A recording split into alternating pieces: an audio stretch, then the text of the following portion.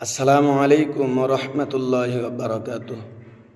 قال النبي صلى الله عليه وسلم: من صامه وقامه إيمانا واحتسابا خرج من ذنوبه كيوم ولدته أمه.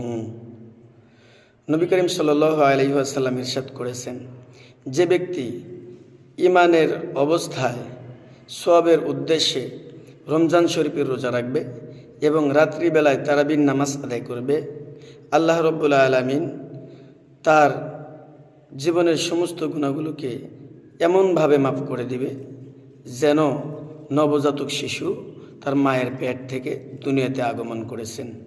অর্থাৎ দুনিয়াতে নবজাতক শিশু মায়ের পেট থেকে যেরকমভাবে নিষ্পাপ হয়ে আসে, এরকমভাবে আল্লাহ তাআলা তার গুনাহগুলোকে মাফ করে দিয়ে নিষ্পাপ করে দিবেন। আল্লাহ তাআলা আমাদের সবাইকে হাদিসের উপরে আমল করার জন্য তৌফিক দান করেন।